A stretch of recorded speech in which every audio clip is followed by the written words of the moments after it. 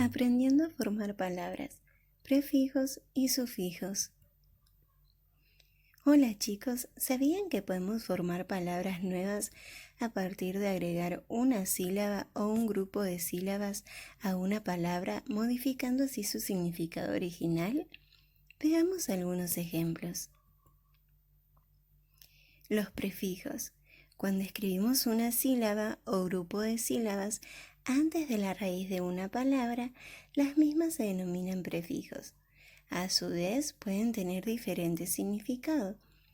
Por ejemplo, si tenemos de palabra base mancha y agregamos el prefijo anti, que significa contrario, obtenemos como palabra nueva antimancha, que significa contra las manchas. O también si tenemos de palabra base historia y agregamos el prefijo pre, que significa antes, obtenemos prehistoria, que significa antes de la historia. Así también en secretario, si agregamos el prefijo sub, el cual significa por debajo o también hace referencia a inferioridad, obtenemos la palabra subsecretario, que significa que está en una posición por debajo del secretario. Y finalmente, si tenemos la palabra ambiente y agregamos el prefijo mono, el cual quiere decir uno, obtenemos la palabra monoambiente, que significa un solo ambiente. Importante, debemos tener mucho cuidado de confundir los prefijos con palabras que no lo son. Ahora bien, ¿cómo nos podemos dar cuenta de ello?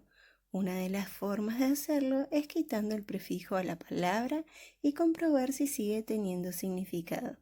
¿Me ayudan a descubrir las palabras intrusas? Descubriendo las palabras intrusas. Pregunta: ¿cuál de la siguiente lista de palabras no corresponderá a un prefijo?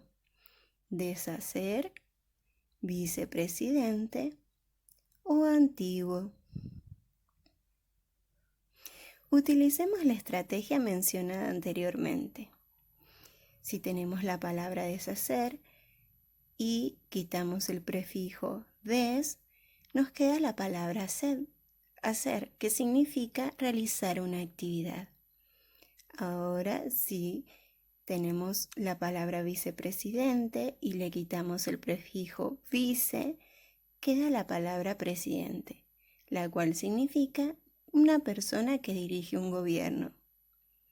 Finalmente, si tenemos en la palabra antiguo y quitamos el prefijo anti, ¿qué palabra nos queda? ¿Tiene significado? De esta manera, podemos decir entonces que la palabra intrusa es antiguo, la cual señala un adjetivo, algo que existió hace mucho tiempo. Buen trabajo, chicos. Esta palabra no corresponde a un prefijo. Sigamos viendo otros ejemplos. Los sufijos.